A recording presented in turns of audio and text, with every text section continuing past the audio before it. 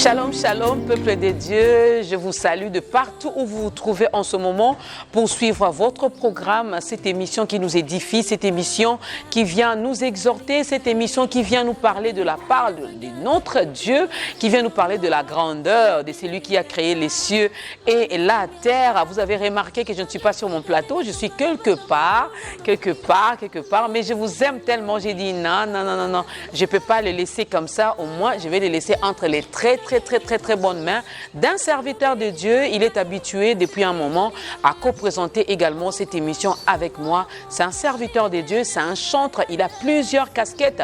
Lui, c'est qui? C'est le pasteur Patou que vous connaissez, Patou Elenga. Et je vous laisse entre ses très bonnes mains parce que c'est lui aujourd'hui qui aura le droit de poser autant de questions à notre invité et principal. Bonne édification à toutes et à tous.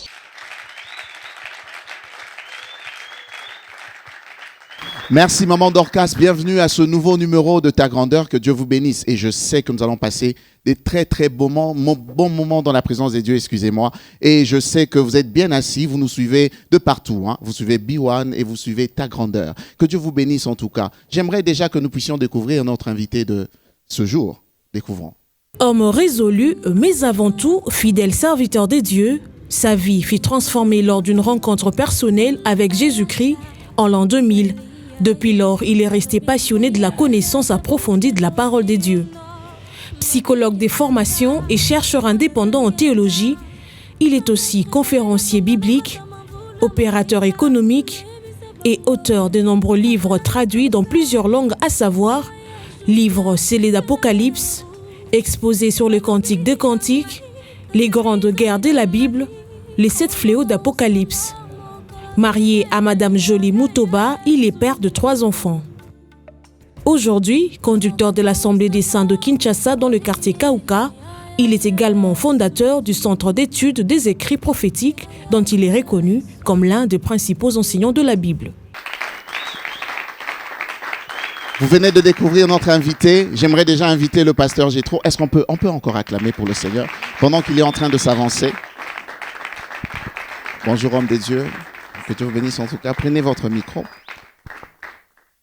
Est-ce qu'on peut reprendre nos places? Merci. Voilà. Comment vous allez? Je me porte bien. Dieu nous soutient. C'est pas la première fois que vous passez dans Ta Grandeur. Ouais, c'est un peu la deuxième fois. Je me suis un peu habitué déjà. Quelles sont les réactions des gens pour votre première fois? Qu'est-ce qu'ils disent? Oh non. Vous avez parlé de cantiques de cantiques. Nous avons parlé des cantiques de cantiques. C'était l'année passée. Jusqu'à aujourd'hui, nous continuons à avoir de réactions et nous en bénéficions. Donc, on peut dire que c'est positif. C'est positif. Nous disons merci à Dieu pour ça, pour Ta Grandeur, pour B1. Gloire à Dieu. Est-ce qu'on peut bénir le Seigneur pour ça? Gloire à Jésus. J'aimerais déjà, sans plus tarder, que nous puissions passer à notre premier cantique pour louer le Seigneur. Merci.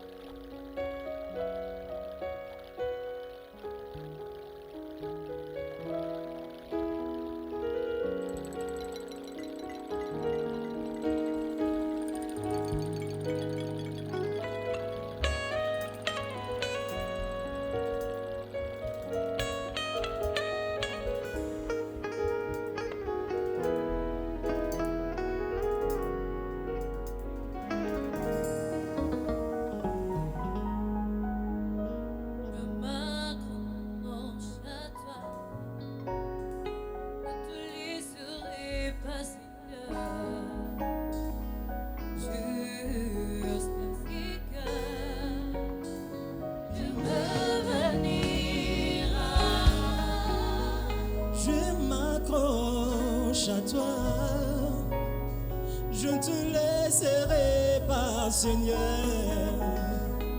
jusqu'à ce que tu me béniras.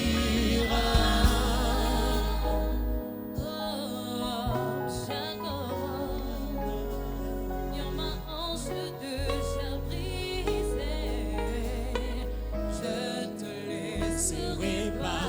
Jusqu'à ce que tu me béniras.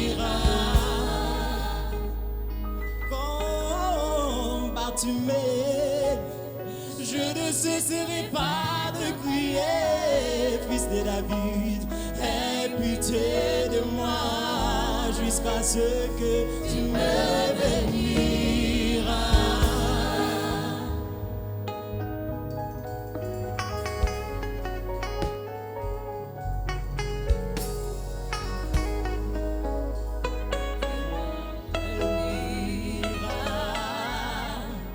Tu me béniras,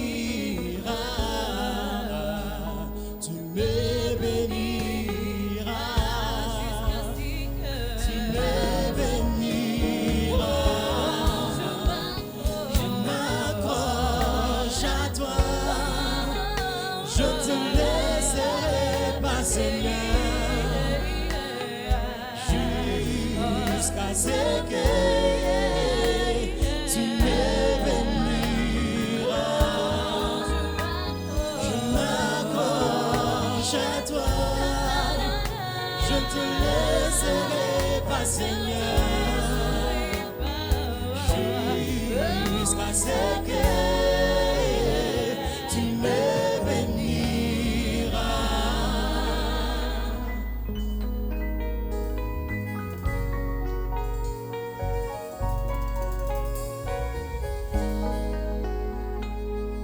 La bénédiction de l'Éternel qui enrichit, elle ne se fait suivre d'aucun chemin. Moi, je sais que tu me béniras. Oh, la bénédiction par excellence, c'est la vie éternelle que tu m'as promis. Moi, héritier de la promesse, je te l'espère. Oh, je m'accroche à toi, Seigneur. Je ne te laisserai pas, je ne te laisserai pas. J'irai jusqu'au bout, Seigneur, jusqu'à ce que tu me bénis. Oh, je m'accroche, Seigneur, je m'accroche à toi, Jésus. Je ne te laisserai jamais, Seigneur. J'irai jusqu'au bout, jusqu'à ce que tu me béniras. Je m'accroche à toi, je te laisserai pas, Seigneur, jusqu'à ce que tu me béniras.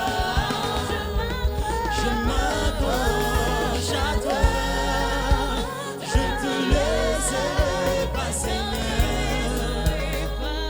jusqu'à ce que tu me béniras. Tu me béniras. Tu me béniras. Tu me béniras.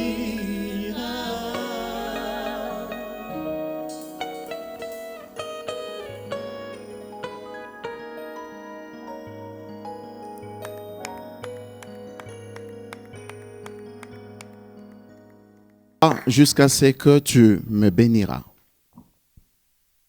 Je m'accroche encore jusqu'à ce que tu me feras du bien. Merveilleux cantique. Merci. Déjà, nous allons aborder ce thème, la dernière guerre de la Bible. Oui. Pourquoi?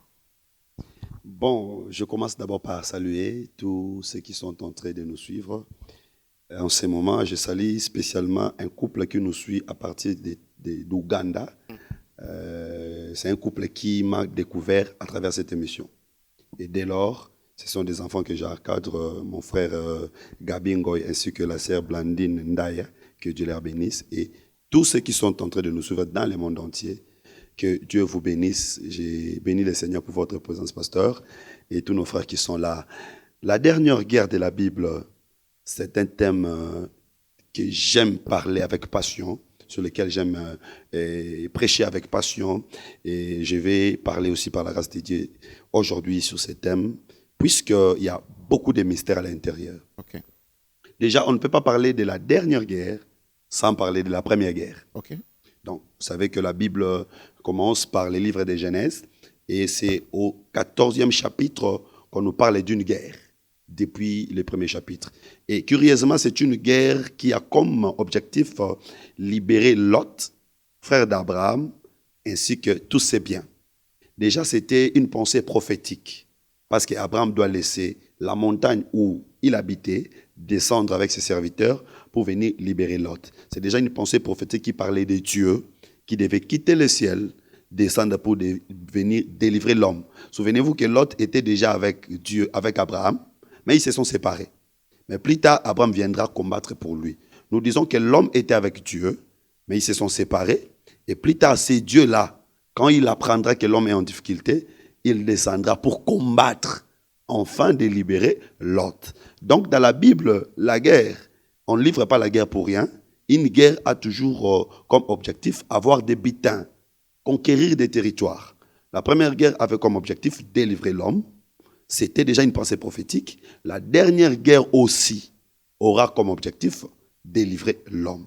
Cependant, quand on dit dernière, c'est qu'après celle-là, il n'y aura pas d'autre guerre. C'est-à-dire que c'est dans la dernière guerre que Dieu mettra fin à toute pensée d'opposition, à toute pensée de l'ennemi. J'aimerais ici, avant que vous me posiez d'autres questions, dire à tous ceux qui sont en train de nous suivre que nous avons un Dieu qui sait mettre fin à certaines situations. Amen. Des situations qui se répètent, des situations qui nous maltraitent. Le Dieu que nous prêchons aujourd'hui est capable de mettre fin à ces situations-là et que cela ne réapparaisse plus. C'est comme Dieu avait dit à Moïse. Écris cela dans les livres de souvenirs. J'effacerai la pensée d'Amalek. OK. On ne parlera pas de lui. Ça, c'est une dernière guerre. Quand on dit j'effacerai la mémoire d'Amalek, quand on dit mémoire, c'est qu'on ne se souviendra même pas de lui. Je vous dis, c'est possible que le Seigneur vous fasse oublier tout ce que vous vivez aujourd'hui. Qu'on ne se souvienne même pas, qu'on ne dise même pas qu'il a souffert du sida, qu'il a souffert de l'AVC, qu'il a souffert de ceci. C'est que le Seigneur peut enlever même les signes. Donc voilà, quand on parle de la dernière guerre, ce n'est pas seulement l'eschatologie, c'est aussi de l'évangélique. Nous parlons de tout ça. OK. Que Dieu vous bénisse en tout cas, pasteur. Amen. Mais j'aimerais, en parlant de la première guerre, vous avez mentionné quelque chose, mais j'aimerais aller un peu comme les eschatologues aiment le dire. Ouais. Quand on parle de la première guerre, selon ce qu'eux développent, on est dans l'Armageddon et la deuxième, on est dans Gog et Magog. Ouais. Comment vous expliquez cela par rapport au concept que vous venez de dire maintenant? OK. Donc, si on est dans l'eschatologie, c'est-à-dire les événements qui viendront dans la suite. OK. Donc, la première guerre, c'est Armageddon.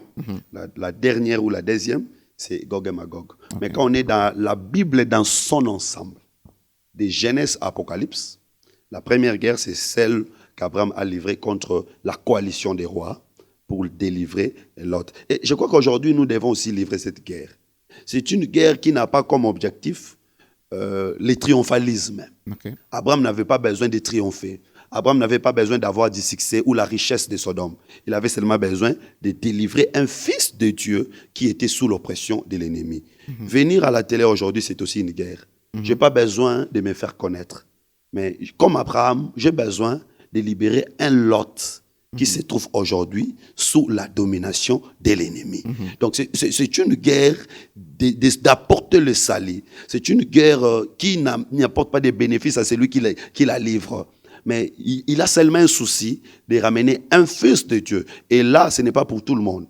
C'est seulement pour le fils de Dieu. Il y avait beaucoup de personnes bloquées dans cette guerre-là, mais Abraham était allé pour Lot. Voilà pourquoi nous nous disons, même si le Seigneur Jésus-Christ était venu mourir, même si Jean 3,16 dit, car Dieu a aimé le monde, attention avec la notion monde. Qu'est-ce que monde veut dire? Quand on dit Dieu a tant aimé le monde, en réalité, le monde dont on parle, ce sont les siens. C'est-à-dire, le Seigneur Jésus n'était pas venu mourir pour tout le monde, mais il est venu mourir pour les siens. Raison pour laquelle ce n'est pas tout le monde qui croira à l'œuvre de Jésus, c'est seulement une partie des élus, les gens que le Seigneur connaissait. Ce sont ceux-là qui vivra à l'œuvre de la croix. C'est comme la mort de l'agneau en Égypte. La mort de l'agneau, ce n'était pas pour tout le monde, c'était seulement pour les Israélites. Vous allez voir que même les Égyptiens sont sortis, mais en réalité, l'agneau n'était pas mort pour eux. Voilà pourquoi ils vont se limiter au désert. Mais les gens pour qui, le Seigneur était mort, ne se limiteront pas au désert, arriveront jusqu'à Cana. J'ai dit que celui qui est en train de me suivre, si c'est un Élie, même s'il y a des difficultés, même s'il y a des problèmes, même si aujourd'hui il y a des faux pasteurs qui découragent les autres, les Élis du Seigneur ne se décourageront pas. Ils arriveront jusqu'à Cana. Maintenant, revenant par rapport à votre question, les événements eschatologiques nous renseignent qu'il y a deux guerres qui restent, deux grandes guerres qui restent. La guerre d'Armageddon et la guerre de Gog et Magog. Armageddon a des caractéristiques. Dans la guerre d'Armageddon, l'ennemi, ça c'est Apocalypse 16, la Bible dit que dans la bouche du dragon, dans la bouche du faux prophète et dans la bouche de l'antéchrist ou de la bête sortira des esprits semblables aux grenouilles. Ces esprits rassembleront les habitants de la terre pour faire la guerre contre l'agneau. Ici, j'attire l'attention aux téléspectateurs ou aux auditeurs que tout rassemblement ne vient pas des dieux. Partout où vous voyez les gens rassemblés à grand nombre, parce que l'ennemi rassemble aussi des gens, en grand nombre. Mais ce sont des rassemblements qui n'appuient pas l'agneau, mais qui font la guerre à l'agneau. Souvenez-vous de Pilate, Caïphe et Anne, quand ils se sont rassemblés. C'était une coalition qui était contre Jésus. Et aujourd'hui, Jésus, c'est la parole. C'est que toutes les personnes qui peuvent se rassembler, 1000, 2000, 3000, 5000, 10 000, mais s'ils font des choses contraires à la parole, c'est un rassemblement provoqué par les esprits impurs. Vous voyez les gens qui se rassemblent, qui croient en Jésus, qui disent qu'ils croient en Jésus, mais ce qu'ils font dans leur rassemblement, c'est contraire à la parole. C'est-à-dire que c'est l'esprit des grenouilles qui les rassemble. Les enfants de Dieu n'entrent pas dans de tels rassemblements. Les enfants de Dieu rentrent dans des rassemblements de l'esprit de Dieu pour appuyer, pour être derrière l'agneau dans les combats qu'il va livrer contre l'Antichrist. Et dans le combat, dans la bataille d'Armageddon, qu'est-ce qui se passera? Le Seigneur combattra contre les dragons, la bête et les faux prophètes. Notez ici que le dragon, c'est Satan, c'est l'esprit. La bête, c'est l'Antichrist, l'homme de l'impie, les dirigeants du monde de ces temps-là. Et c'est lui que le Seigneur va vaincre. Il sera tué, les faux prophètes seront tués, mais Satan sera lié pendant 1000 ans. Donc, dans la guerre d'Armageddon, Satan ne sera pas détruit complètement. Satan sera seulement lié. Et il y aura un règne de 1000 ans du Seigneur Jésus-Christ ensemble avec son Église ainsi que toutes les nations de la terre. C'est après 1000 ans qu'il y aura surgissement du diable. Et là, c'est la dernière guerre maintenant qui interviendra. C'est de ça que nous parlons. Pasteur, si je vous ai bien suivi, vous êtes en train de dire que tout rassemblement, quand nous rencontrons des gens ensemble en train de prier, vous êtes en train d'affirmer que tout rassemblement n'est pas nécessairement pour Dieu. Oui. Ok. Mais quand, par exemple, j'arrive dans une église, j'entends, on loue les seigneurs, on parle de Jésus, on chasse les démons, on fait tout ça. Quand vous parlez de l'intérieur, ce qui se fait à l'intérieur, c'est que nous savons, quand vous allez dans une église, ce qui se fait, c'est que nous tournons autour du nom de Jésus. Les gens tournent autour du nom de Jésus. Maintenant, comment reconnaître cela? Comment reconnaître que ici, je suis dans cette assemblée où Jésus n'est pas vraiment honoré, mais tout me donne l'impression que Jésus est honoré. Comment vous pouvez voir ça? Il faut avoir la connaissance. C'est avec les yeux de la connaissance qu'on peut voir et comprendre ce qui se passe. À l'époque d'Élie déjà, il y avait 400 prophètes de Baal, 450 prophètes d'Astracté, une église qui a déjà 800 prédicateurs. Imaginez-vous maintenant le nombre de fidèles. Mais ils étaient tout autour d'un culte différent du culte d'Israël. Et Élie n'avait pas assez de monde avec lui. Parce qu'aujourd'hui, on a comme l'impression que ce sont des gens qui traînent des grandes foules qui ont Dieu. Chose qui n'est pas toujours vraie. Dans certains cas, il y a aussi des gens qui se rassemblent avec Dieu dans des grandes foules. Mais pas toujours. Mais alors, ça, ce n'est pas de la jalousie? Jalousie contre qui? Oui, parce que les gens qui traînent des foules, peut-être... je le dis, certaines personnes peuvent dire, voilà, il y a toujours des hommes de Dieu qui disent, ceux qui traînent des foules n'ont pas Dieu, vous avez l'impression qu'ils ont Dieu parce que les gens viennent vers eux. Et les autres disent, mais nous, on n'a pas beaucoup de gens, mais nous avons Dieu. Comment vous expliquez ça? Comment reconnaître maintenant avec la foule qu'il y a Dieu et avec peu de foule, il n'y a pas Dieu? Ce n'est ni la foule, ni la petitesse de la foule qui prouve que Dieu est là. Mais c'est la parole de Dieu. Amen. L'apôtre Paul dit ceci, si on vient vous prêcher un autre Jésus, que celui que nous vous avons prêché, ne croyez pas. Jésus, c'est la prédication aujourd'hui. Donc quand on vous amène déjà une autre prédication que celle que les apôtres n'ont pas prêchée, c'est déjà quelque chose de contraire.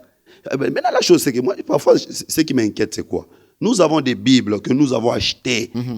Mais quand dans nos églises, c'est pratique des choses qui ne sont pas marquées dans ces Bibles-là. On ne comprend pas. On ne sait même pas poser des questions, pasteur. C'est ça le mal. C'est-à-dire que l'enseignement des apôtres aujourd'hui est écrit. Ce n'est pas pour rien qu'on a mis les enseignements des apôtres par écrit. Parce que le Seigneur Jésus a prêché par la tradition orale. Les apôtres également ont prêché par la tradition orale. Après la mort des apôtres, il y a eu beaucoup de confusion. Chacun disait ce qu'il voulait, chacun disait par rapport à sa compréhension. C'est ainsi qu'il y a eu des grands rassemblements des hommes de Dieu à ces temps-là pour mettre par écrit ce que les apôtres avaient dit, afin que tous puissent maintenant prêcher par rapport à ce qui est écrit. Et aujourd'hui, celui qui va au-delà de ce qui est écrit, il est anathème. Donc, si vous entrez quelque part, vous voyez déjà des choses qui ne sont pas écrites. Je ne vais pas énumérer de peur que nous entrions dans des débats doctrinaux. Mais je dis seulement que partout où les gens font des choses avec certaines libertés, sans respecter ce qui est écrit dans la Bible, ne vous en faites pas. Ils vont créer leur ciel, même à Maluku ou à Mekonga, parce que les ciels de Dieu, ils n'iront pas. Vraiment. Mais pasteur, je suis parfaitement d'accord avec vous. Et juste pendant que vous étiez en train de parler, il y a tellement des questions qui montent dans mon esprit. Je suis disponible. Vraiment. Il y a tellement de questions, des questions qui montent dans mon esprit. Et je me pose une question. Déjà, je vous ai posé la question de savoir comment reconnaître le faux du vrai. C'est seulement à travers la parole de Dieu. Oui. À travers Ce la n'est parole pas de l'effet Dieu. de chasser les démons, parce que les démons eux-mêmes chassent aussi les démons. C'est là maintenant que j'aimerais vraiment qu'on essaye. Véritable parole. Oui. C'est là maintenant que j'aimerais qu'on essaye un peu d'éclaircir les enfants des dieux qui nous suivent. Quand on parle de la parole des dieux, j'entre dans une église, on cite la même parole, on te donne la même doctrine, on te dit que Jésus est Seigneur, on te dit que tu peux chasser les démons avec le nom de Jésus. Vous faites la même chose, mais tu sens dans ton esprit qu'il y a du faux ici. Qu'est-ce qui me permet vraiment de reconnaître qu'il y a du faux, pendant que, même par rapport à la parole, je sens qu'ils nous parlent de la même chose. Ils nous disent que Jésus est Seigneur, ils chassent les démons au nom de Jésus. En fait, ils font tout avec le nom de Jésus. Déjà, il y a une notion de la sémence. Ok. Quelqu'un qui a la sémence de Dieu en lui. Parce qu'en réalité, on ne vient pas devenir enfant de Dieu dans l'église. Okay. On est enfant de Dieu. Yes. On vient à l'église enfant de Dieu. Et l'œuvre du ministère ne fait que développer la sémence qui était placée en nous. Écoutez ce que la Bible dit. Recevez avec douceur la parole de Dieu qui a été plantée en vous. Okay. Cette parole que je reçois a déjà été plantée en moi. La parole a été plantée en nous quand? Depuis l'éternité. Regardez ce qui se passe entre Josaphat et Akab. Il y a beaucoup de prophètes qui prophétisent. Josaphat est assis, Akab également. Ils disent, Akab, vas-y, tu vas réussir, vas-y, tu vas réussir. Mais Josaphat s'est dit en lui, comme il avait la sémence royale, la sémence de David, il dit en lui, est-ce qu'il n'y a pas un autre prophète? Il n'était pas convaincu avec malgré qu'ils étaient nombreux, malgré qu'ils avaient tous les moyens possibles. L'enfant de Dieu ne peut pas être séduit par la fausseté. Parce qu'en lui, il y a une sémence qui lui pousse, qui pousse, qui monte en lui. C'est ici qu'il fallait vraiment acclamer pour le Seigneur. Ce n'est pas ton endroit. Et le jour où il va rencontrer son endroit, il dit, ah yes, c'est ce que je cherche. Amen. Donc Amen. Israël a une sémence différente. Israël ne mange pas n'importe quoi. Et donc voilà un peu. Amen, amen. Dieu est bon, Dieu est bon. J'ai beaucoup aimé lorsque vous avez parlé de la sémence. C'est la sémence qui fait la différence. Donc c'est à partir de la sémence qu'on sait reconnaître le faux du vrai. Ce n'est pas juste en écoutant, en étant séduit par la parole. Non. Est-ce que quelqu'un peut acclamer le Seigneur pour ça? Ça, c'est très bien. Et là, il faut faire attention. Parce que le diable dit parfois des vérités, mais des demi-vérités ou des contre-vérités. Parce que le diable, c'est un imitateur. Yes. S'il veut prêcher, il prêche. Mais si vous suivez, il faut avoir la connaissance. Si vous suivez ce qu'il dit, vous allez voir qu'à la fin, il change toujours les choses. Ils viennent avec des choses semblables. Mais la vérité de la parole, l'original, reste toujours différente. Amen. Et c'est ainsi que j'ai dit aux enfants de Dieu, il faut chercher la connaissance. Quand on a la connaissance de la parole, on peut maintenant différencier les vrais d'avec les faux. Vous savez, si vous connaissez les vrais billets, vous saurez également les faux billets. Mais si vous ne connaissez pas les vrais billets, vous allez prendre les faux billets comme les vrais. C'est pourquoi aujourd'hui, plusieurs personnes vivent dans des fausses églises, dans des faux enseignements. Mais ils pensent que c'est les vrais, parce qu'ils n'ont jamais eu le temps d'écouter un autre son de cloche. Ils n'ont eu jamais le temps d'écouter un autre enseignement. Je demande aux enfants de Dieu d'avoir un esprit ouvert pour pouvoir évoluer, comprendre la parole de Dieu. Si vous êtes figé dans un coin, vous allez penser que c'est la vérité, alors que vous vivez dans la fausseté, pensant que c'est la vérité. Pasteur, il faut chercher la connaissance. Comment chercher cette connaissance? C'est en étudiant, en faisant de la théologie, ou on doit partir à Mangengenge, parce qu'il y a certains qui disent quand tu ne montes pas sur Mangengenge, tu ne descends pas avec la vraie sémence de l'esprit. Parce qu'il faut seulement aller sur Mangengenge, monter sur la montagne, c'est là que tu auras les vraies révélations des dieux. Je suis pas Et contre, comment faire ça? Je ne suis pas contre ceux qui vont sur des montagnes, mais j'ai dit déjà que Jésus avait dit que l'heure vient et elle est déjà venue, où ça sera ni sur cette montagne, ni à Jérusalem, que les gens adoreront le Seigneur, les vrais adorateurs adoreront en esprit et en vérité. C'est que je peux être dans ma chambre, je peux rencontrer le Seigneur plus que même celui qui est allé sur la montagne, s'il n'a pas le Saint-Esprit, s'il n'est pas concentré. Comment acquérir la connaissance? On acquiert la connaissance d'abord en écoutant les vrais, en lisant et aussi en priant. J'aimerais dire que personne ne peut étudier Dieu et comprendre Dieu si Dieu lui-même ne se révèle pas en vous. Donc Dieu, on ne l'étudie pas, Dieu, on lui demande de se révéler. Parce que quand Dieu se révèle, vous allez les comprendre. Vous savez que les scribes, les pharisiens et tous ces gens-là étudiaient Dieu. Ils cherchaient Dieu. Mais ils n'avaient pas la révélation de la naissance du Fils de Dieu. Mais les mages qui n'étudiaient pas Dieu avaient reçu la révélation de l'étoile. Ils savaient où se trouvait, où le Fils de Dieu était né. Donc les études n'ont pas amené l'homme à découvrir Dieu, mais la révélation a conduit l'homme à découvrir Dieu. Mais alors, les études viennent confirmer la véracité de la révélation. Une révélation qui n'est pas confirmée par les études n'est pas non plus une bonne révélation. Wow. C'est-à-dire que quand Hérode a réuni les hommes intelligents, ils ont fait sortir les documents, eh bien, ce que l'étoile avait dit et ce que les documents ont dit était la même chose. Donc, quand vous amenez une révélation, nous allons faire sortir les Écritures. Ce que vous dites et ce qui est écrit doivent être la même chose. C'est un peu comme Joseph. Il voit quoi? 11 étoiles en train d'adorer une seule étoile. Ça, c'est la révélation. Mais quand on descend sur la terre, on voit aussi 11 gerbes en train d'adorer une seule gerbe. Donc, ce que le ciel dit et ce que la terre dit doivent s'accorder. Et même pour que la terre puisse donner la sémence, le ciel et la terre doivent s'accorder. Wow. Donc, le ciel doit donner la pluie, la terre doit donner la sémence. L'accord du ciel et la terre, c'est l'accord de la révélation et des Écritures. Donc, j'ai dit d'abord que la révélation est plus grande que les Écritures. Parce que la révélation existait avant les Écritures. Mais les Écritures confirment la révélation. Donc, on ne peut nier ni l'un ni l'autre. Waouh, que Dieu soit loué. Est-ce qu'on peut acclamer pour le Seigneur? Vous parlez... J'aime beaucoup votre manière d'expliquer les choses. J'aimerais déjà rappeler à nos téléspectateurs que nous sommes en train de développer sur ce thème la dernière guerre de la Bible. Et tout ce que le pasteur est en train de dire ne fait que confirmer c'est que nous sommes en train de vouloir vraiment savoir. Pasteur, avant peut-être de passer à la deuxième chanson, j'aimerais que vous puissiez un peu expliquer, quand vous parlez de la dernière guerre de la Bible, vous avez bien mentionné que dans la Bible, il y a eu plusieurs guerres.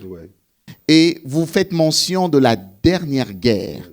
Quand vous parlez de cette dernière, ça veut dire que lorsque la dernière guerre viendra, c'est que le monde est fini. Fini. Donc, il n'y aura plus de guerre. Il n'y aura plus de guerre. Donc, après la dernière guerre, c'est fini. On plie bagage, on part au ciel. C'est le repos total. Est-ce que nous allons au ciel avant ou nous allons après? Nous irons au ciel avant. OK. Nous irons au ciel avant. Nous irons au ciel par l'enlèvement. L'enlèvement va intervenir avant. Une fois que le temps de la prédication finit dans l'église, nous serons enlevés. Pourquoi nous irons au ciel? Nous irons au ciel pour être gardés pendant que la grande tribulation sévit sur la terre. Alors, quand l'église est enlevée, la grâce retourne en Israël. Dieu revient chez son peuple pour prêcher son peuple. Pendant ce temps, nous serons au ciel. Alors, quand Dieu finit de prêcher son peuple, il y aura la guerre d'Armageddon. C'est après la guerre d'Armageddon que nous allons descendre sur la terre pour régner pendant 1000 ans. Mais le monde continuera à exister, les nations païennes continueront. C'est 1000 ans, ils ont été. 1000 ans pendant 1000 ans. Et puis, ça n'a pas de botama pendant les règnes millénaires. Ce sont ces gens-là que le diable viendra encore inciter pour faire la dernière guerre. Okay. Parce que le diable sera lié pendant ce temps. Il n'y aura pas les mal, il n'y aura pas de tentations. Pendant 1000 ans, il sera lié. Il sera lié. Okay. Il n'y aura personne pour tenter les gens. Tout le monde deviendra saint. Tout le monde deviendra pire. C'est pourquoi moi, je dis toujours, on n'est pas pire parce qu'on n'est pas tenté. Non. Parce qu'il y a des gens aujourd'hui qui sont frères, qui sont attachés au Seigneur parce qu'ils n'ont rien. Ça, ce n'est pas la sainteté. Les jours ça, c'est le manque. Les jours où l'ennemi viendra te tenter, c'est alors que nous allons découvrir ta véritable nature. C'est comme les gens disent, bien, mais soko tumbolinga. Donc, ça bien te. Muto azalaka bien, taba tumboli azalaka bien. C'est-à-dire qu'il y aura des gens qui naîtront pendant les règnes millénaires. Alors, puisque l'ennemi n'est pas là, tous ces gens-là seront toujours bons, obéissants. Alors, quand le diable sera relâché, et c'est même la raison pour laquelle Dieu relâchera les diables, parce que Dieu avait déjà les diables sous son contrôle. Pourquoi il va les relâcher? Il va les relâcher pour détecter la nature de chacun. J'ai dit à celui qui est en train de me suivre, certaines difficultés, certaines souffrances arrivent pour manifester ta véritable nature. Si tu es enfant de Dieu, même dans la souffrance, même dans la difficulté, tu garderas la divinité. Mais si tu n'es pas enfant de Dieu, tu tomberas même dans des petites choses. Et j'ai dit aux enfants de Dieu, il ne faut pas tomber à toutes les tentations. Il faut résister à certaines tentations parce que la Bible dit que c'est celui qui vaincra qui aura la couronne. Tentation, nyonso ya okwe, atasera pembe yokwe, ya mundi yokwe, ya mukuse yokwe, ya mula yokwe, vina yo mokwe ya kaka, c'est quel genre de personne? Pasteur, on va continuer. J'aimerais d'abord qu'on prenne la deuxième chanson. Merci. Et on va continuer juste après.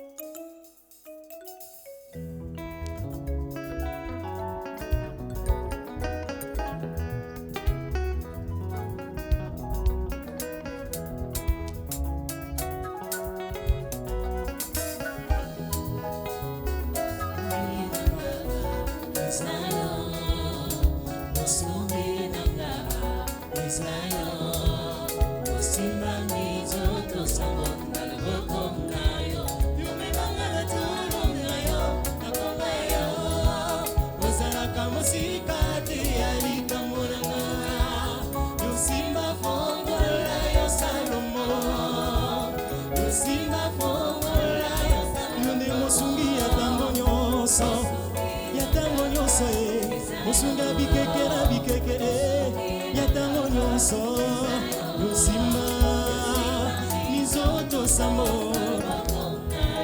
yomemangala tolo nayo nakombayo lozalaka mosikati ya likambo nanga lusimba fongola yo Salomo lusimba fongola yo Salomo tu marches au milieu de chandeliers, oh Jésus, tu as les étoiles dans ta main, mon Seigneur, tu as la clé de David, toi Salomon, personne ne peut fermer quand tu ouvres, personne ne peut ouvrir quand tu fermes. Yahweh, osamosikate alikambo nanga, elombe osamosikate ya. Simba fongola yo Salomo Yahweh yo simba fongola yonde mosungi yatango nyonso mosunga bikeke na bikeke yatango nyonso osimba mizoto samo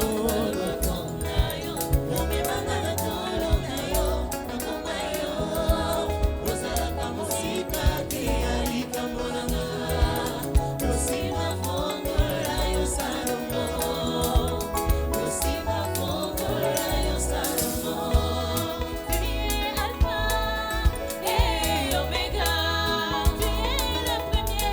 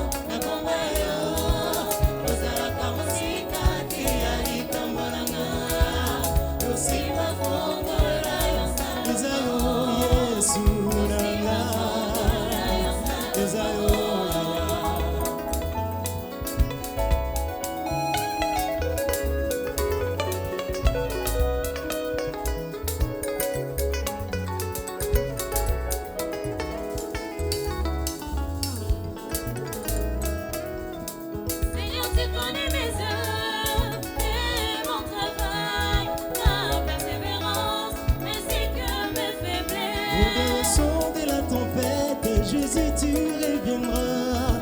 Et j'aurai sur tes mains cachées. Seigneur, je porterai ces corps incorruptibles que personne ne peut donner, si ce n'est que toi, que personne ne peut arracher quand tu dors.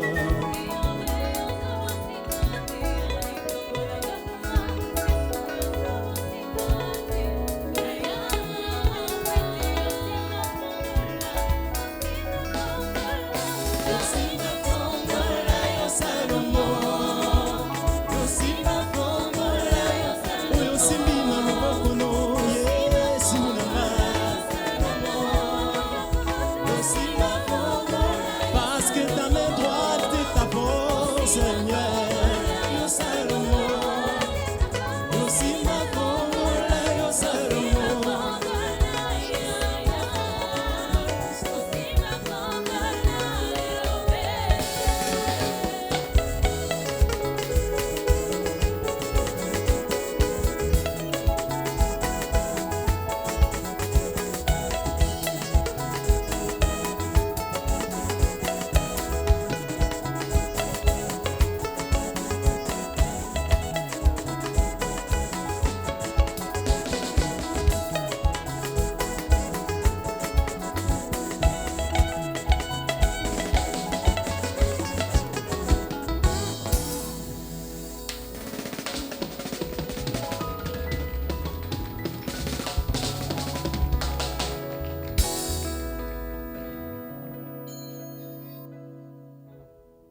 Yes. Avec le pasteur Gétro. Yes. Et moi, je viens de le découvrir. Hein. Et dans le coulis, je lui disais, pasteur, c'est comme si votre visage m'est vraiment familier. Hein. Ouais. Je le connaissais avec une autre casquette. Ouais. Et aujourd'hui, je le découvre et je le trouve extraordinaire. Vraiment. Il a un Dieu extraordinaire Amen. et ces dieux-là le rend extraordinaire. Amen. Que Dieu vous bénisse en tout cas. Amen. Amen. Amen. Avec un sujet pareil, on ne peut que bénir le Seigneur. Gloire à Dieu. Gloire à Dieu. Vous parlez tellement bien, vous donnez envie à ceux qui nous suivent de continuer à suivre vos explications. Malheureusement, nous sommes à la télé, Oui. mais on n'a pas encore fini. J'ai dit toujours que nous avons réussi les ministères de la parole. Oui, Nous n'avons pas les ministères des miracles, les ministères des prophéties. C'est d'abord les ministères de la parole. ça c'est que encore ici, les ça, mieux c'est un autre n'entrent pas. problème, pasteur. Ici, si tu n'as pas la langue, tu ne peux pas parler. Donc, si on te brille la langue, c'est fini. Tu parleras plus. Donc, c'est pourquoi les sacrificateurs de l'ancien temps mangeaient la mâchoire. Ok. Parmi la nourriture du sacrificateur, c'était l'épaule, l'estomac et aussi la mâchoire. Parce que quand vous avez l'estomac, la capacité de garder, de connaître, c'est bien. Vous avez l'épaule, la capacité de supporter la charge. Il faut aussi avoir la mâchoire, la capacité de parler. Donc, on va pas s'arrêter, quoi. Ça va continuer. Que le Seigneur vous bénisse en tout cas. Mais j'ai une question par rapport toujours à, Oui. à la dernière guerre de la ouais. Bible. Ouais. Mais je me dis, s'il y a guerre, il y a une armée. Oui. On ne peut pas engager une guerre sans organiser avoir une armée. Une très belle C'est que question. Dieu Ouais. a organisé une armée Oui. pour combattre. Oui. Donc, il est l'éternel des armées. Des armées. Et si vous lisez Genèse chapitre 2, verset 1er, quand Dieu achève la création, on dit que Dieu n'a pas achevé seulement la création, ainsi que toutes leurs armées. Ok. Donc, en créant, il a aussi créé une armée. Mais quelqu'un peut se poser la question. Il n'y avait aucun adversaire. On se pose aucun vraiment la ennemi. question, oui. Pourquoi Dieu a créé l'armée? Pourquoi? Notre Dieu est toujours un Dieu qui anticipe. Il anticipe Parce que quoi? Dieu Il est- voit la chose avant que la chose n'arrive. Pasteur, attendez, vous allez continuer. Ouais. Mais Dieu, comment il peut anticiper? Mais il est le maître de tout, il est le Oui. maître de temps et de Ouais. circonstances. Donc c'est lui qui nous crée des guerres. Il savait ce qui va arriver. Je vais vous démontrer facilement. Pourquoi Dieu crée l'homme à la dernière position? Il crée d'abord l'animal le matin, il crée l'homme après. En principe, Dieu devait commencer par créer l'homme, après créer l'animal. Non, Dieu savait que quand l'homme péchera, c'est l'agneau qui mourra pour le pardon du péché de l'homme. Donc Dieu a créé la solution avant l'homme. Pourquoi Dieu crée la femme après, il crée l'homme avant? Ce n'est pas que Dieu n'aime pas la femme. Non, Dieu savait que les désirs de la femme se porteront vers l'homme. Il doit d'abord créer l'homme, après il créera la femme pour que l'homme soit la solution de la femme. Alors, je suis en train de parler du véritable agneau. L'apôtre Père nous dit, l'agneau a été préparé avant même la fondation du monde. Donc l'agneau qui a été préparé avant même la fondation du monde, c'est le Seigneur Jésus-Christ. Et j'ai dit à tout celui qui me suit, si tu es malade, même si le monde n'a pas encore découvert les médicaments qui vont traiter ta maladie, Dieu a déjà prévu la guérison de ta maladie avant que cette maladie n'arrive. Parce que le Dieu que nous prions anticipe toujours. Voilà pourquoi nous sommes d'avis que le serpent qui était allé tenter Ève et Adam, Dieu savait. Dieu n'était pas surpris. Donc Dieu avait envoyé le serpent. Dieu ne savait. Il Il n'était l'avait pas envoyé. surpris. Il n'était pas surpris. Il avait envoyé. Il n'était pas surpris. Pasteur, C'est-à-dire vous ne que répondez pas à ma question. il n'était pas surpris. Quand le serpent venait en train de faire sa mission, c'est différent de dire qu'il avait envoyé. Ok. Je vais aider les téléspectateurs. Qui avait envoyé Satan aller maltraiter Job? Si Dieu. vous dites que c'est Dieu, c'est faux. Parce que, lisez la La chose. Bible dit que c'est Dieu. hein. Non. Dieu était en réunion avec ses enfants. Et la Bible ne dit pas ça. Écoutez, Dieu était en réunion. Satan était en train de passer. Dieu lui pose la question, tu viens d'où? C'est que Satan a un solo là. Donc, déjà là, il faut noter que Satan et Dieu, ils se parlent. Alors, tu viens d'où? Je viens de parcourir la terre. Et ici, parcourir, ça veut dire beaucoup de choses. Tu as vu Job? Je l'ai vu. C'est le diable qui pose les problèmes. Que s'il est ce qu'il est, c'est parce que tu l'as béni. Permets-moi d'aller. Tout ça. Ce n'était pas l'initiative de Dieu. Parce que Dieu est bon. En Dieu, il n'y a pas de mauvaises choses. L'initiative venait de Satan. Dieu a seulement permis. Donc Dieu a créé le mauvais choses, mais il n'est pas l'initiateur des mauvaises choses. Non. C'est-à-dire, en Dieu, il n'y a pas les mauvais. Attention. C'est-à-dire que Dieu a séparé les ténèbres d'avec la lumière. Amen. Donc quand il sépare, c'est que pour des sales boulots, Dieu n'intervient pas. Il a une armée qu'il utilise pour des sales boulots. C'est son armée. C'est son armée, bien sûr. C'est comme si vous allez dans des systèmes américains qu'on sort, il y a des missions secrètes qui sont organisées. Ce ne sont pas des officiels qui... Pasteur, pardon. Avant de continuer, j'aimerais qu'on éclaircisse un tout petit peu Ouais. ce que nous sommes en train de dire. Ouais. Quand vous parlez de l'armée, Oui. vous venez de citer un fait, vous venez de citer l'histoire de Job. Ouais. Ce qui s'est passé réellement entre le diable et Job. Ouais. Une histoire que je ne pense pas que Job était au courant de ça. Il n'était pas au courant. Et c'est nous qui sommes au courant de Oui, cette histoire. Parce qu'aujourd'hui... Vous dites que le diable était en train de passer, donc c'est pas Dieu qui l'avait envoyé. Non. Il était en train de passer et il a eu l'initiative C'est de lui qui a mené persécuter son initiative. Job. Dieu a seulement permis. Voilà. Maintenant, j'aimerais qu'on éclaircisse un tout petit peu. Ouais. Dieu, vous parlez du diable qui vient persécuter. Vous dites que c'est aussi une armée. C'est parmi les armées, le diable aussi fait partie de Non, l'armée des dieux. Comment vous expliquez ça? Je vais m'expliquer. Le diable ne fait pas partie des armées des dieux. Ok. Le diable est l'adversaire Ok. que les armées des dieux combattent.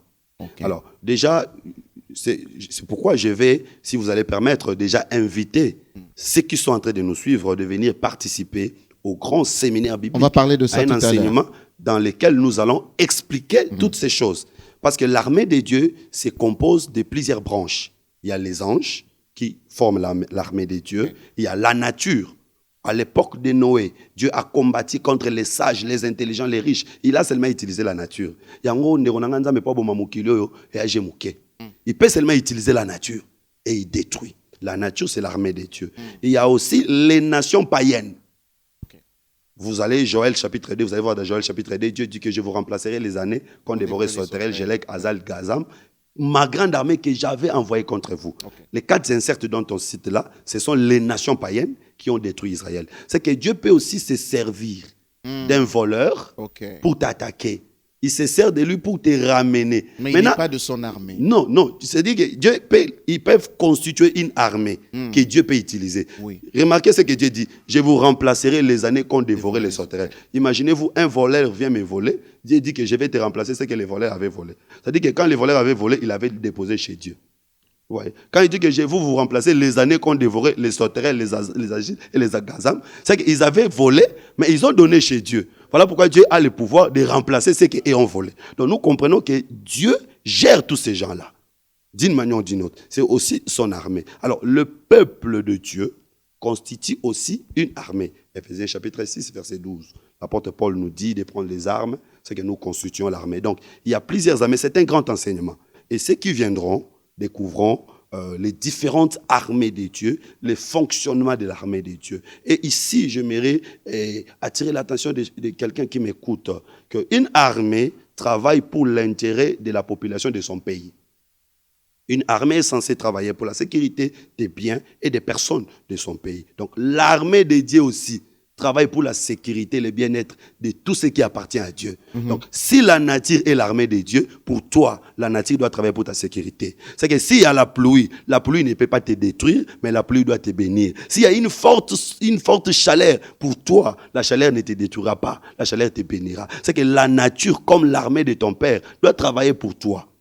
Et les anges doivent travailler pour toi. Même les nations de la terre. Moi, j'ai dit, partout tu peux aller. Si tu as Dieu, tu te donnes possession de la terre. Il faut même pas avoir peur. Même les magiciens, même les sorciers, toi, tu dois dominer. Et tous ces gens-là doivent être à ton service. Mais pasteur, là, j'aimerais que vous puissiez éclaircir l'histoire de voleurs qui remplacent, qui vont vers Dieu et qui donnent, dont Dieu n'a plus la capacité de recréer quelque chose. Pour te le donner, il doit prendre ce que le voleur avait pris. Ça, c'est la première des choses. J'aimerais qu'on éclaircisse un tout petit peu ça. Et j'aimerais aussi que nous puissions parler de ce que vous mentionnez par rapport à la nature. Par rapport à la nature. Quand vous dites nature, quand Dieu combat avec la nature, quel est cet exemple biblique que vous pouvez nous donner en ce qui concerne la nature? Comment est-ce que Dieu a combattu avec la nature? Comment est-ce qu'il a défendu l'homme avec la nature? Au temps d'Israël, il y avait une guerre entre les Philistins. Je crois que je suis dans 1 Samuel chapitre 9. Il y avait une guerre entre les Philistins et les Israélites. La Bible dit que quand Samuel a mis un agneau de lait sur l'autel, il y a eu un grand tonnerre. Et ce tonnerre a fait que tous les ennemis d'Israël soient déroutés. Vous voyez, là, Dieu a utilisé la nature. Il a utilisé le tonnerre pour chasser les enfants d'Israël. Dieu a défendu aussi la cause de Naboth. Naboth, c'était un serviteur fidèle qui a été tué par Akab. Alors, pour défendre sa cause, Élie a utilisé la nature. Il n'y aura plus de pluie, ni rosée en Israël jusqu'à ce que je parle. Donc là, Dieu a utilisé la nature pour défendre la cause d'un fils qui est mort et pour punir les ennemis de son peuple. C'est-à-dire qu'il y a plusieurs exemples. Et même si vous allez dans l'Apocalypse, vous allez voir parmi les grandes frappes que Dieu amènera contre l'humanité. Le soleil deviendra comme du sang, deviendra noir, la ligne deviendra comme du sang. Toutes ces choses, quoi qu'il y a des explications eschatologiques qu'on peut donner, mais cela montre d'abord que la nature sera frappée. C'est une manière de Dieu de protéger les siens et de punir les ennemis. Donc la nature est sous contrôle de Dieu. Il les utilise pour le bien-être de ses enfants et pour la destruction des ennemis. Dieu n'a pas là le pouvoir de recréer. Il doit prendre chez les voleurs. Il est capable de tout faire, notre Dieu. Il est capable de tout faire. Ici, j'ai donné seulement un exemple. Quand il dit que je vous remplacerai les années qu'ont dévoré les sauterelles. Pourquoi c'est lui qui doit remplacer ce que les sauterelles ont dévoré? C'est que lui a le contrôle sur ces sauterelles. Je suis dans la Bible. Il y a un principe biblique qui dit ceci. C'est lui qui creuse un trou et qu'un homme ou une bête tombe à l'intérieur doit payer. Ah, nous comprenons. C'est Dieu. Dieu respecte les principes que lui-même a établis. D'abord, dans les jardins d'Éden, pourquoi Dieu devait quitter les ciels, venir sauver l'homme qui était tombé dans les jardins? C'est que nous comprenons que les trous dans lesquels l'homme était tombé, c'est Dieu qui l'avait creusé. Et je peux démontrer. Les trous que l'homme était tombé, c'était quoi? C'était l'arbre de la connaissance du bien et du mal. Qui avait créé cet arbre? C'était Dieu lui-même.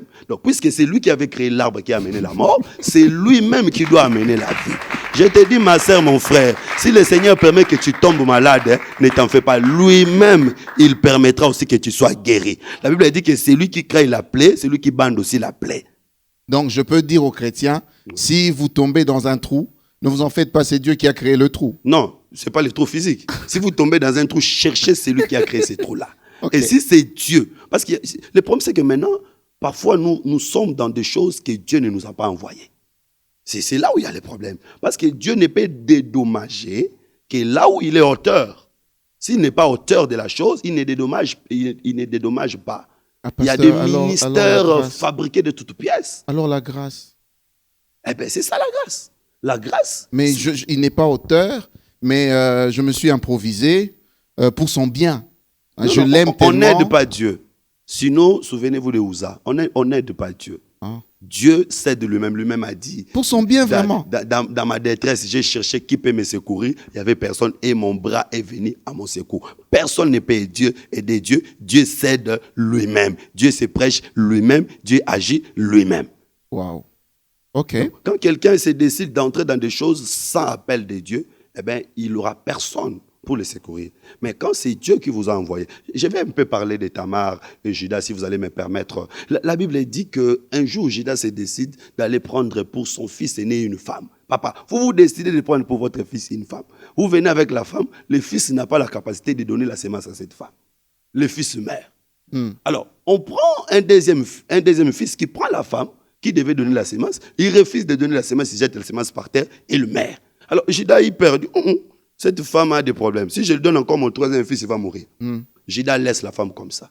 Qu'est-ce que la femme fait? Le jour où la femme a appris que Judas est allé tondre ses brebis, la femme se déguise en prostituée, va chez Judas.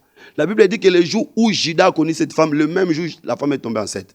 Mais pourquoi les autres n'ont pas pu assemasser cette femme? Seulement Judas. Parce que c'est Judas qui avait cherché cette femme, c'est lui-même qui sera capable de donner la sémence à cette femme. Donc nous disons, pour nous, aucun prophète n'était capable de nous sauver. Aucun pasteur n'est capable de nous sauver. C'est seulement celui qui nous avait cherché, c'est celui qui va nous sauver. Voilà pourquoi Philippe avait dit à Jésus, montre-nous le Père et cela nous suffit. C'est que tel que nous sommes là, nous avons besoin de Dieu parce que c'est Dieu qui nous a créés. Plaire chez Dieu. C'est lui qui t'avait créé homme. Mais Nzambo asala mobile, il te donnera un travail. Wow. Pasteur, je crois que avec cette histoire de Judas, on risque d'être torturé. C'est un exemple assez je dirais, glissant. Et on parle de quelqu'un qui va chercher une femme pour quelqu'un d'autre. Ouais. Et du coup, on se retrouve que la sémence est sortie de la personne qui était partie chercher. Ouais. Donc, c'est que le pasteur est en train de nous dire Ouais. que Judas avait choisi sa femme à lui et non la femme à... Effectivement. Nous sommes dans l'histoire de Ève et Adam. Nous sommes dans l'histoire de Ève et Adam parce que... Donc, il y a des conséquences quand tu choisis ta femme. Et alors, qu'est-ce que vous direz de... Non, je ne suis pas sur le plan physique, je suis purement sur le plan spirituel. C'est Ok. Dieu qui avait choisi cette femme pour Adam. Ok. Alors, puisque c'est Dieu qui avait choisi cette femme pour Adam, le salut de la femme ne pouvait pas venir d'Adam, le salut de la femme devait venir de Dieu lui-même. Voilà pourquoi la Bible parle du premier et second Adam. La Bible ne parle pas de la première et seconde Ève. C'est la même Ève qui subira ou qui vivra deux Adam. Qu'est-ce que vous allez dire de Jacob? Jacob. Oui. Comment? Qu'est-ce que vous direz de la manière dont il a eu sa femme? Jacob a eu 4 femmes dans un travail de 14 ans. Attention, il quitte la maison de son père, il va chercher une femme. Jacob a quitté la maison de son père pour aller chercher une femme. Le véritable Jacob, j'ai dit, c'est le Seigneur Jésus.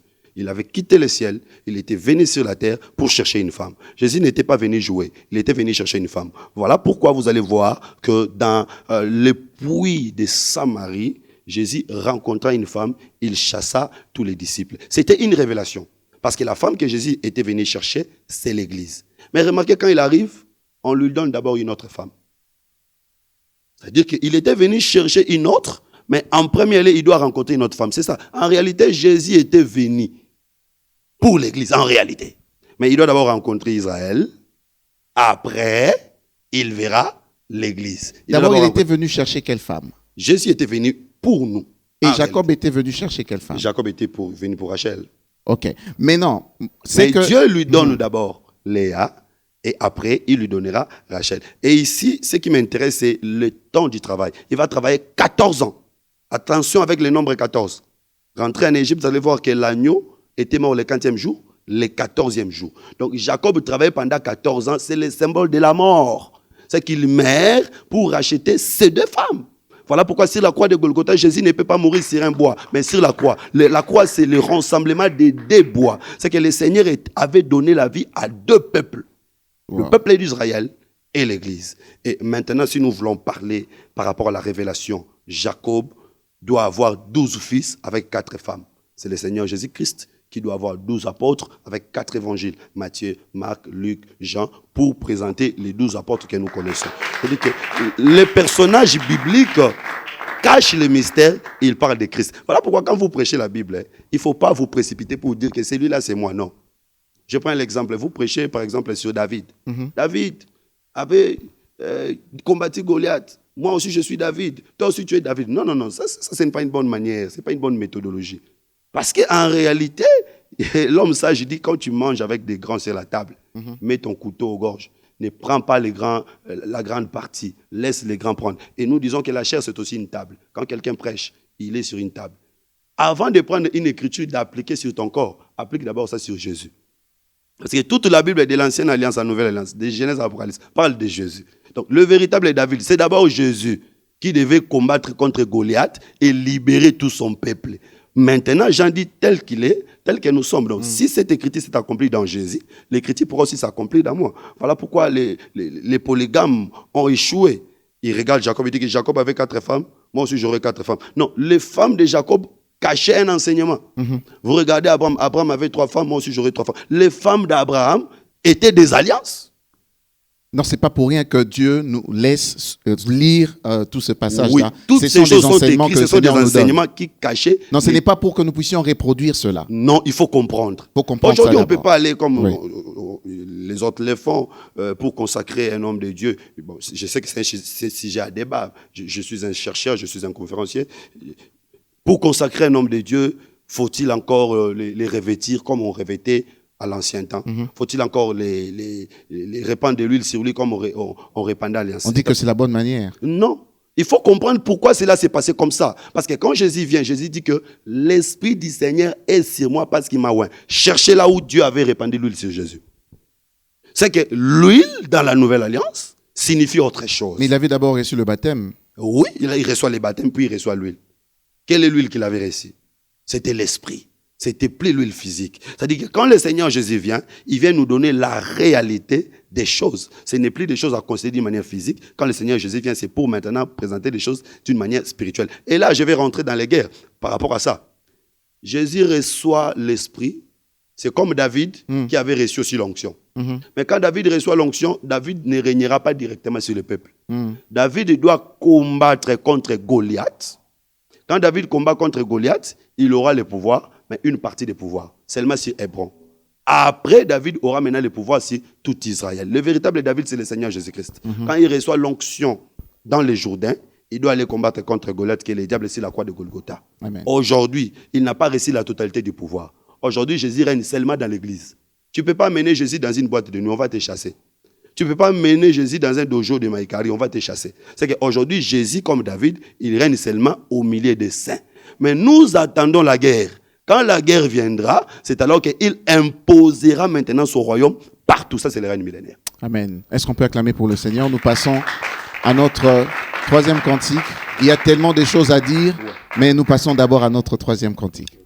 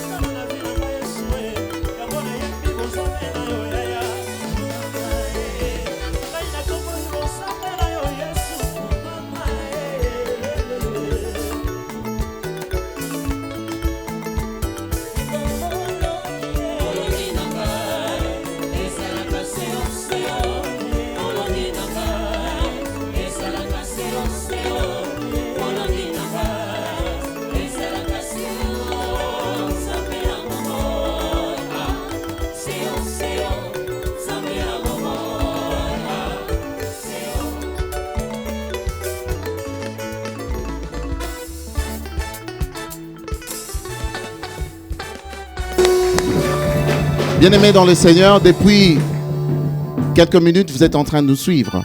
Et nous passons, comme je le disais au départ, nous passons des très bons moments dans la présence de Dieu et nous sommes bénis par le pasteur Jétro Mbaya. Merci. Il est en train de nous bénir, il nous arrose encore, il nous arrose. Et comme je le disais au début, que nous sommes à la télé, et la télé aussi, c'est le temps, hein, c'est beaucoup de choses. Ouais. Et je suis même en train de voir, là, il y a quelques ouvrages que vous avez déjà eu à réaliser. Il y a les grandes guerres, en fait, le sujet que nous sommes en train de développer. Ouais. Vous avez déjà mis ça sur un livre, je peux dire. C'est un livre, c'est ça? Oui, c'est un livre. Et il y a tellement, il y a beaucoup des livres aussi. Les livres scellés d'Apocalypse. Le livre scellé d'Apocalypse. Vous êtes beaucoup dans l'esprit, dans le prophétique. Hein. Et les événements prophétiques de la Bible. Ouais. Déjà, on ne sait pas... Il y a aussi la marque de la bête. Oh, la marque de la bête, je viens de voir ça. Je crois que c'est quelque part là. Ouais. Oui, les événements, la marque de la bête, oui. Et je sais que pendant le séminaire que vous aurez, déjà ce 19... Le 19, je vais lire les textes de base que nous allons exploiter. Pendant le séminaire. Apocalypse chapitre 20, versets 8 à 9. Apocalypse 20, 8 à 9. La Bible dit ceci. Bon, je commence par les versets 7. Quand les 1000 ans seront accomplis, Satan sera relâché de sa prison. Là, nous allons d'abord expliquer quelle sera la prison de Satan. Pendant le séminaire. Pendant 1000 ans, on a Satan. Prison de Satan. Nous allons expliquer. Donc, ça serait intéressant. Oui, Satan sera relâché. Comment on peut relâcher Satan? Alors, la Bible dit ceci. Il sortira pour séduire les nations qui sont aux quatre coins de la terre. Pourquoi on dit quatre coins de la terre? Est-ce que les quatre coins de la terre, ce sont les 4 points cardinaux? Parce qu'en réalité, la terre a une forme de globe. C'est qu'il n'y a pas de parler de 4 coins. Mais pourquoi on parle de 4 coins? Là, il y a la notion du chiffre 4. Ça veut dire quoi?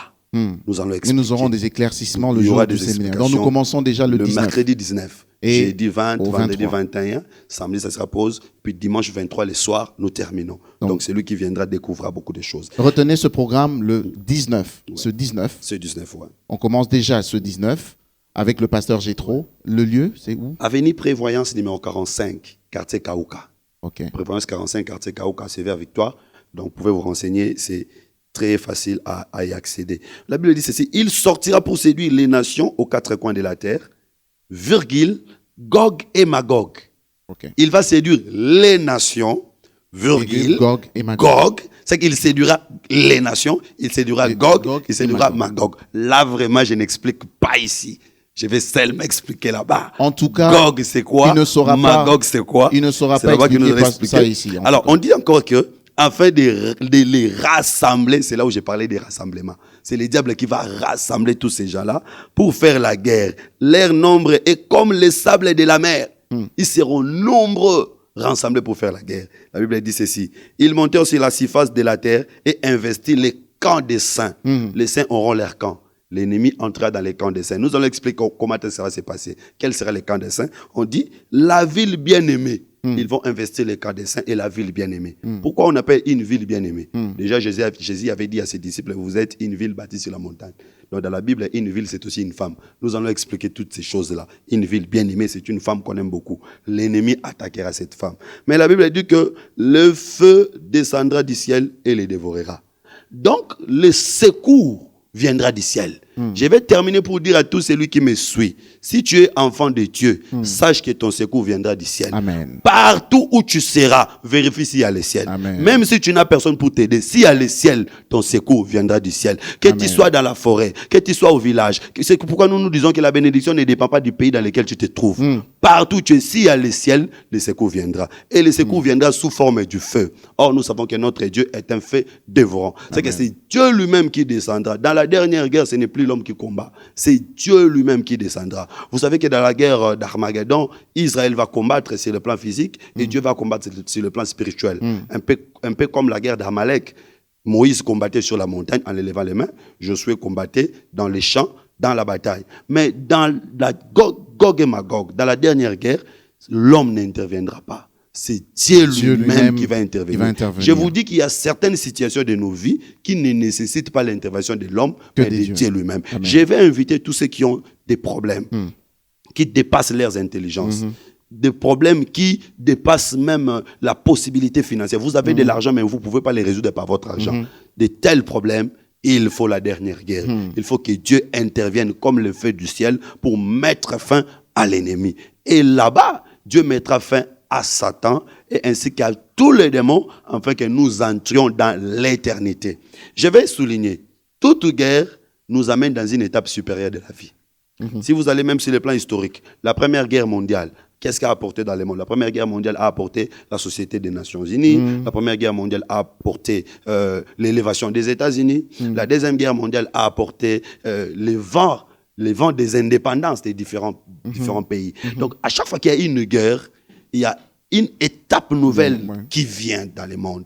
Et la guerre d'Armageddon nous introduira dans le règne millénaire, tandis que la guerre de Gog et Magog, la dernière guerre, nous introduira dans l'éternité. Et je vous dis, tous les combats que vous vivez maintenant, vous amènera dans une situation nouvelle. Donc, ne vous en faites pas. Vous êtes malade, quand le Seigneur vous guérira, vous allez passer dans un stade supérieur. C'est comme Joseph. Tous les combats qu'il a combattus dans sa vie, lui a amené dans un niveau supérieur. Le combat de Goliath a amené David au trône. Donc, le combat contre Adonijah a amené Salomon au trône. J'ai dit à tous ceux qui nous suivent, un enfant de Dieu ne fuit jamais le combat. Un enfant de Dieu affronte le combat parce que le Dieu qui est avec toi est plus fort que tes ennemis et tu vaincras. Donc je vous invite à venir découvrir ces grands programmes, ces grands enseignements qui fortifiera votre foi, qui augmentera votre connaissance parce que Dieu viendra chercher une église. Quelle est l'église que Dieu viendra chercher? C'est l'église qui est enseignée. C'est l'église qui a grandi. Moi je dis toujours que Jésus n'est pas un pédophile. Jésus ne peut pas épouser une petite fille.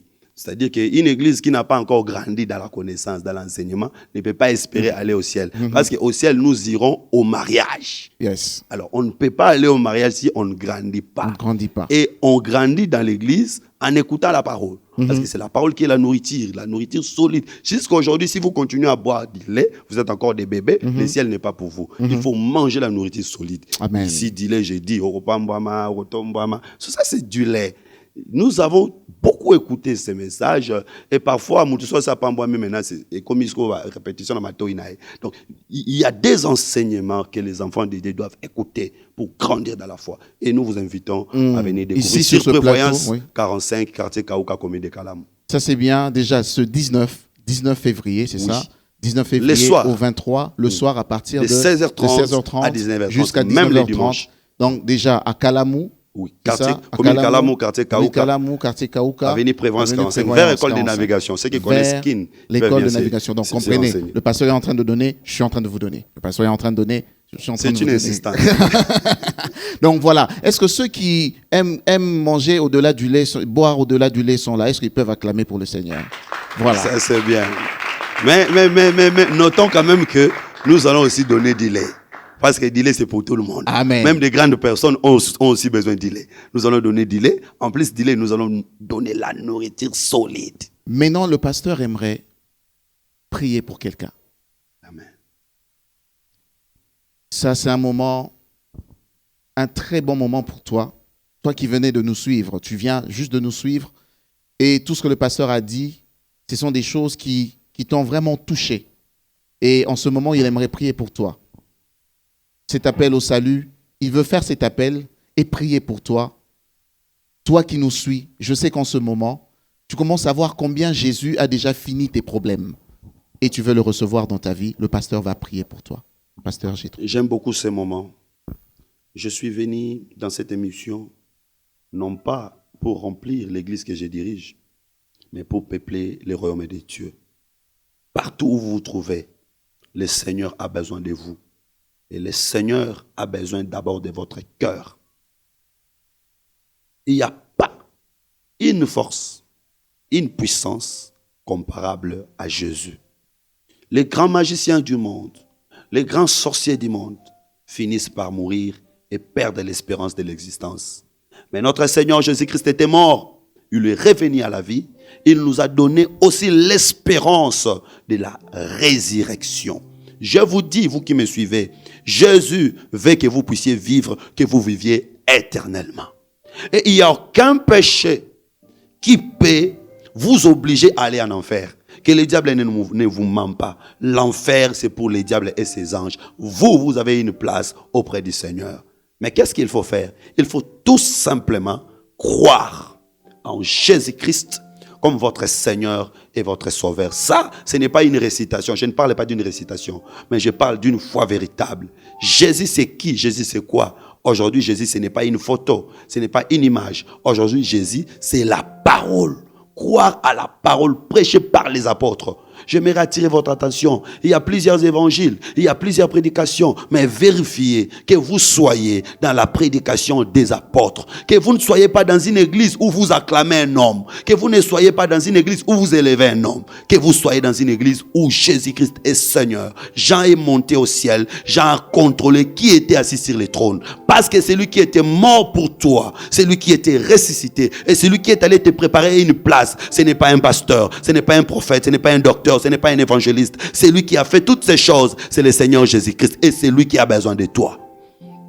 J'aimerais que c'est aujourd'hui, à travers cette émission, que tu ouvres ton cœur, que tu te décides. Peut-être que tu pries, mais tu pries dans la fausseté. Que tu te décides d'entrer dans la vérité. Parce que le ciel, c'est pour ceux qui sont dans la vérité. Je vais seulement prier.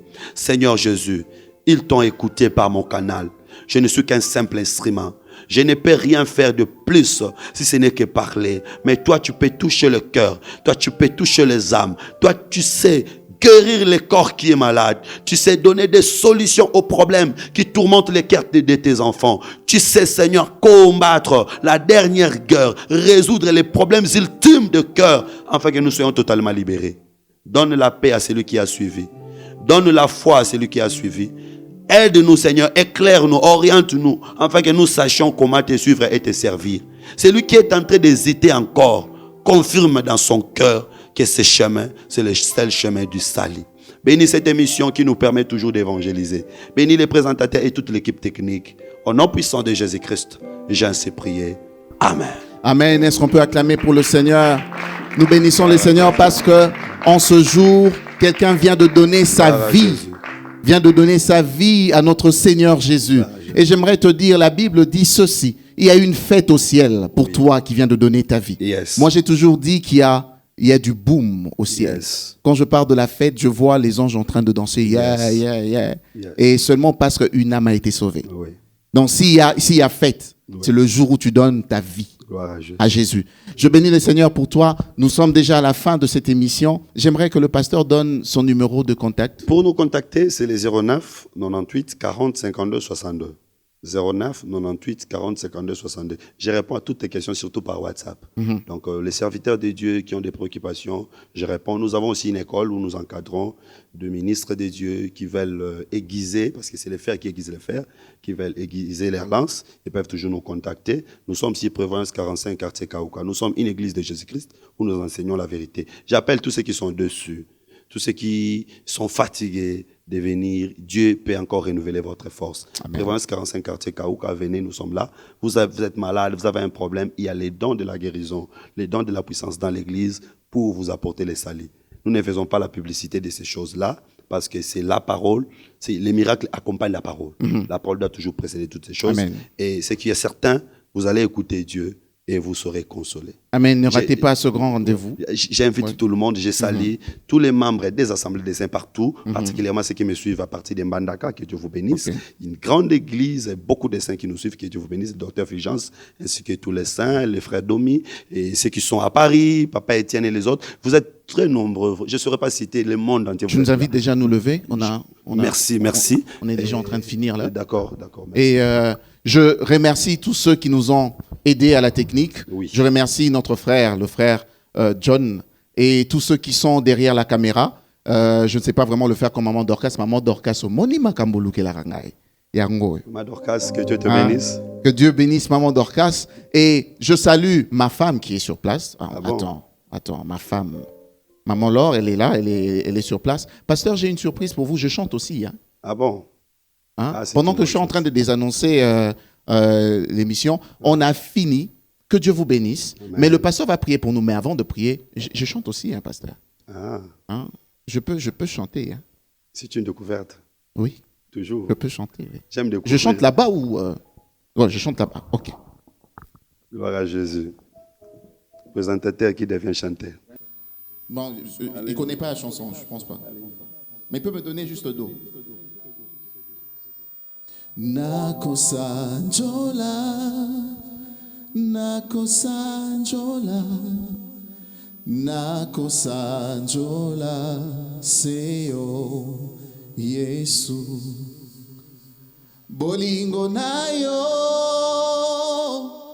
eleki monene etalisaka biso ete ozali tokokende wapi soki na yo te yawe ozali papa na biso toyepa na yo. Voilà, il faut acclamer. Amen.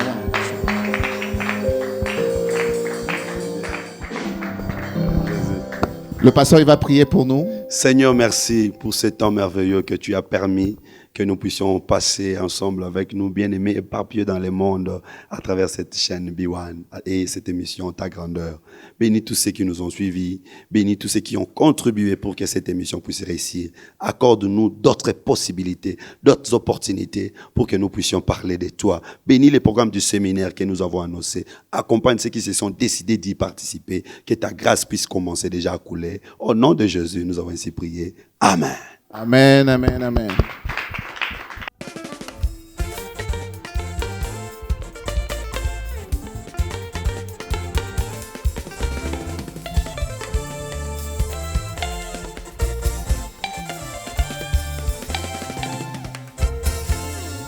ebongi okumama kulu na ngai yoyo Yesu molongi papa na ngai okumama